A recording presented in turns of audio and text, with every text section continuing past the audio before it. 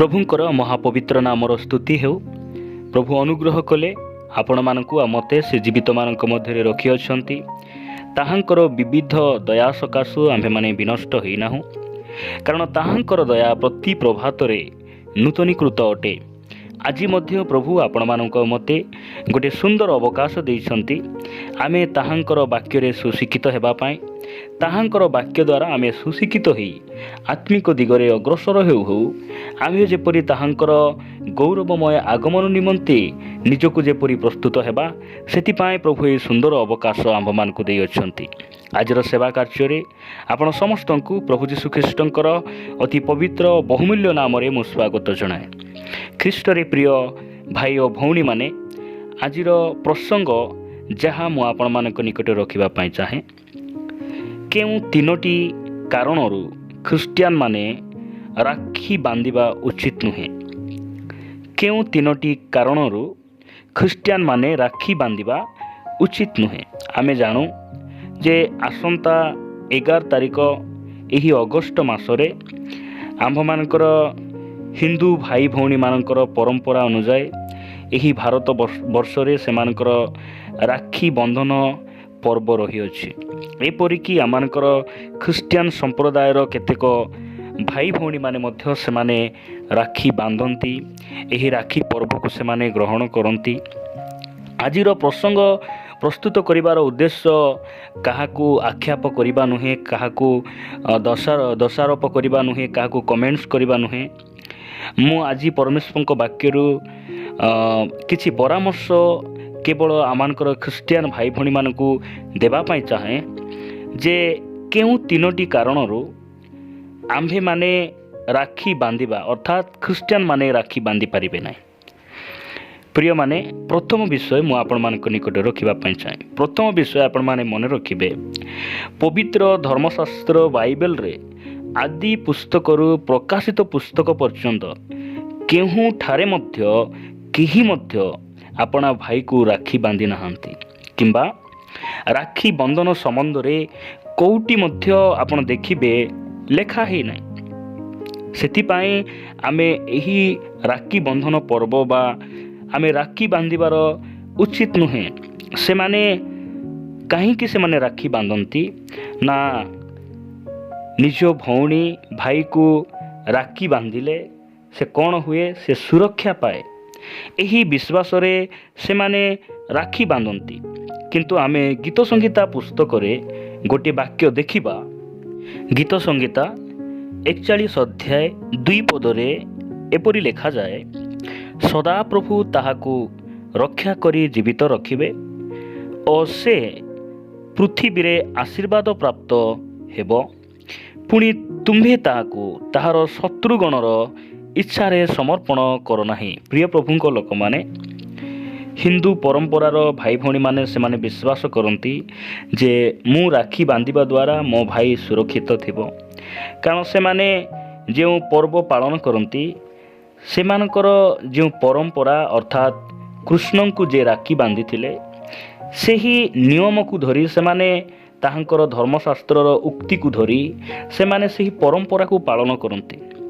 किंतु परमेश्वरंकर वाक्य कहे, जदि आपण माने गीत संहिता 121 पर्व रे देखिबे जे सदा काल आम्भ मानकर सदा प्रभु बाहर जीवा भितरे आसीबा से मानकु रक्षा करती। आमे भाई को राखी बांधि देले से सदा काल से सुरक्षा पाइबे नहीं। मात्र जो परमेश्वर भाई को रक्षा करती, भौणी को रक्षा करती, से ही केवल आमानकर सुरक्षार अधिकारी अटंती। एतिकी मु ख्रीस्टियान भाई भौणी मानकू कहिबा पाई चाहे। परमेश्वरंकर वाक्य यह परामर्श दिए जे जेहेतु यही कथा आमर पवित्र बाइबल धर्मशास्त्र जदि लेखा ही नाही, ताहाकू आमे केमिति पालन करि परिबा। प्रभु जीशु ख्रीष्ट शैतान को से गोटे कथा कहती। कौन बोली कहती? माथि लिखित सुसमाचार 4 अध्याय 4 पद, किंतु जीशु उत्तर देले, लेखा अछि मनुष्य केवल रोटी बंचिब नाही, मात्र ईश्वरंक मुखरू निर्गत प्रत्येक वाक्य बंचिब। प्रिय माने, जो कथा परमेश्वर यही धर्मशास्त्र पवित्र बाइबल रे लेखि दे नाहंती ତାହାକୁ ଆମେ କେମିତି ପାଳନ କରିପାରିବା? ଶୈତାନ କହୁଛି ଏହି ପଥରକୁ ରୁଟି କରି ଖାଅ, ମାତ୍ର ଯୀଶୁ କହୁଛନ୍ତି ଲେଖା ଅଛି ମନୁଷ୍ୟ ରୁଟିରେ ବଞ୍ଚେ ନାହିଁ। ଯଦି ଏହି ରାକ୍ଷୀ ବନ୍ଧନର କଥା ସ୍ୱର୍ଗର ପରମେଶ୍ୱର ତାଙ୍କ ବାକ୍ୟରେ ଲେଖିଦେଇ ନାହାନ୍ତି, ତାହେଲେ ଆମେ କେମିତି ପାଳନ କରିପାରିବା? ସ୍ୱର୍ଗର ପରମେଶ୍ୱର ଆମମାନଙ୍କୁ ଯେଉଁ ଧର୍ମଶାସ୍ତ୍ର ଦେଇଛନ୍ତି ତାହା ହେଉଛି ଗୋଟେ କମ୍ପ୍ଲିଟ୍ ବୁକ୍ ଅଟେ, ସମ୍ପୂର୍ଣ୍ଣ ପୁସ୍ତକ ବାଇବେଲ ଅଟେ। ଅତୀତ କାଳର କଥା, ବର୍ତ୍ତମାନର କଥା, ଭବିଷ୍ୟତର କଥା ସେମାନଙ୍କୁ ଲେଖିକିନା ଦେଲେ। ମାତ୍ର ଆଜି ଅନେକ ଖ୍ରୀଷ୍ଟିଆନ ସମ୍ପ୍ରଦାୟର ଭାଇ ଭଉଣୀମାନେ ମଧ୍ୟ ଏହି ରାକ୍ଷୀ ବାନ୍ଧିବାରେ ସେମାନେ ସଂଯୁକ୍ତ ଅଟନ୍ତି। ଇଭେନ୍ ଆମ୍ଭେମାନେ ମଧ୍ୟ ଯେବେ ପ୍ରଭୁଙ୍କୁ ଜାଣିନଥିଲୁ, ସତ୍ୟତା ଜାଣିନଥିଲୁ, ସେହି ସମୟରେ ଆମକୁ ମଧ୍ୟ ଲୋକ ରାକ୍ଷୀ ବାନ୍ଧୁଥିଲେ, ଆମେ ବି ଗ୍ରହଣ କରୁଥିଲୁ। କାହିଁକି? ଜାଣିନଥିଲୁ। କିନ୍ତୁ ଆମେ ଯେଉଁମାନେ ଜାଣିଛୁ, ବାକ୍ୟ କହେ, ଜହନ ଲିଖିତ ସୁସମାଚାର 8:32 କହେ, ତୁମ୍ଭେମାନେ ସତ୍ୟ ଜ୍ଞାତ ହେବ ଆଉ ସେହି ସତ୍ୟ ତୁମମାନଙ୍କୁ ମୁକ୍ତ କରିବ। ସେହି ସତ୍ୟ କୌଣସି ମନୁଷ୍ୟର ବିଧି ପରମ୍ପରା ନୁହେଁ, ସେହି ସତ୍ୟ ହେଉଛନ୍ତି ପ୍ରଭୁ ଯୀଶୁଖ୍ରୀଷ୍ଟ। ଆଉ ଆମ୍ଭମାନଙ୍କୁ ସେହି ପରମ୍ପରାରୁ, ସେହି ରାକ୍ଷୀ ବନ୍ଧନ ସଦୃଶ ଅନେକ ବନ୍ଧନରୁ ସେମାନଙ୍କୁ ମୁକ୍ତ କରିଛନ୍ତି। ଆମେ କିପରି ଆଉ ଥରେ ସେହି ବନ୍ଧନକୁ ଯାଇପାରିବା? ଏଥିପାଇଁ ଆମେ ପାଳନ କରିପାରିବା ନାହିଁ। ପ୍ରଥମ ବିଷୟ ଯେ ଆମର ଧର୍ମଶାସ୍ତ୍ରରେ ଏହି ରାକ୍ଷୀ ବନ୍ଧନ ପରି କୌଣସି ବିଷୟ ପ୍ରଭୁ ଆମମାନଙ୍କୁ ଲେଖିକିନା ଦେଇନାହାନ୍ତି। ଦ୍ୱିତୀୟ ବିଷୟଟି ମୁଁ ଆପଣମାନଙ୍କ ନିକଟରେ ରଖିବା ପାଇଁ ଚାହେଁ। ଦ୍ୱିତୀୟ ବିଷୟ ହେଉଛି ଏହା ଗୋଟିଏ ମନୁଷ୍ୟର ପରମ୍ପରା ଅଟେ। ଏହା ମନୁଷ୍ୟମାନେ କରିଥିବା ବିଧିବିଧାନ ଅଟେ। ଏହା ପରମେଶ୍ୱରଙ୍କର ବିଧିବିଧାନ ନୁହେଁ। ଯଦି ପରମେଶ୍ୱରଙ୍କର ବିଧିବିଧାନ ହେଇଥାନ୍ତା, ସେ ଦେଇଥିବା ଆଜ୍ଞା ହେଇଥାନ୍ତା, ତାହେଲେ ପରମେଶ୍ୱରଙ୍କର ପବିତ୍ର ଶାସ୍ତ୍ରରେ ଲେଖା ହେଇଥାନ୍ତା। ଦ୍ୱିତୀୟ ବିଷୟ, ଆମେ ଏଥିପାଇଁ ଏହାକୁ ପାଳନ କରିପାରିବା ନାହିଁ। ଏହା ହେଉଛି ଗୋଟିଏ ମନୁଷ୍ୟର ପରମ୍ପରା, ପୂର୍ବପୁରୁଷମାନଙ୍କର, ଅର୍ଥାତ୍ ଗୋଟିଏ ହିନ୍ଦୁ ଧର୍ମର ପରମ୍ପରା ଅଟେ। ଆଜି ଅନେକ ଲୋକ ଏହି ପରମ୍ପରାକୁ ଧରି ବସିଛନ୍ତି। ମୁଁ ଆପଣମାନଙ୍କୁ ପରମେଶ୍ୱରଙ୍କ ବାକ୍ୟରେ ଗୋଟିଏ ବାକ୍ୟ ଦେଖାଇବା ପାଇଁ ଚାହେଁ। ମାର୍କ ଲିଖିତ ସୁସମାଚାର 7:7-8 ସେମାନେ ମନୁଷ୍ୟମାନଙ୍କ ବିଧି ଗୁଡ଼ିକକୁ ଧର୍ମର ଉପଦେଶ ବାଣୀ ବୋଲି ଶିକ୍ଷା ଦେଇ ବୃଥାରେ ଆମ୍ଭର ଆରାଧନା କରନ୍ତି। ତୁମ୍ଭେମାନେ ଈଶ୍ୱରଙ୍କ ଆଜ୍ଞା ପରିତ୍ୟାଗ କରି ମନୁଷ୍ୟମାନଙ୍କ ପରମ୍ପରାଗତ ରୀତିନୀତି ଧରି ବସିଅଛ। ପ୍ରିୟମାନେ, ଏହି ଯେଉଁ ରାକ୍ଷୀ ବନ୍ଧନ ଆଜି ସମଗ୍ର ଭାରତରେ ଯେଉଁମାନେ ପାଳନ କରୁଛନ୍ତି, ତାହା ପରମେଶ୍ୱରଙ୍କର ଶାସ୍ତ୍ରମତ କଥା ନୁହେଁ। ତାହା ପରମେଶ୍ୱରଙ୍କର ଧର୍ମଶାସ୍ତ୍ର ଅର୍ଥାତ୍ ପବିତ୍ର ବାଇବେଲର ବାହାରର କଥା ଅଟେ। ତାହା ମନୁଷ୍ୟମାନଙ୍କର ପରମ୍ପରା ଅଟେ।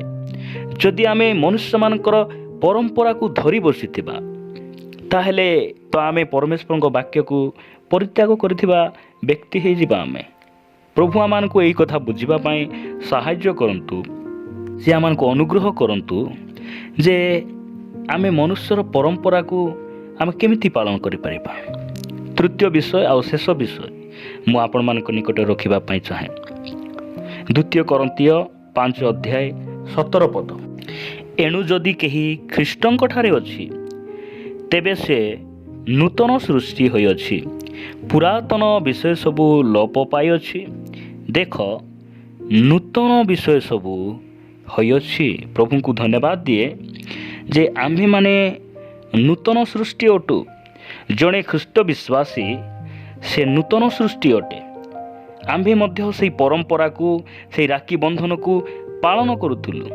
ଇଭେନ୍ ମୋ କଥା ଯଦି ମୁଁ କହିବି, ମୋର ଛୋଟବେଳରୁ ମୁଁ କେବଳ ଜଣେ, ମୋ ପରିବାରରେ ମୋର ଭାଇ ନାହିଁ କି ଭଉଣୀମାନେ ମଧ୍ୟ ନାହିଁ। କିନ୍ତୁ ମୁଁ ଯେତେବେଳେ ବଡ଼ ହେଲି, ପରେ ପରେ ମୁଁ ପ୍ରଭୁଙ୍କୁ ପାଇନଥିଲି, ପ୍ରଭୁଙ୍କର ବାକ୍ୟ ମୁଁ ଜାଣିନଥିଲି।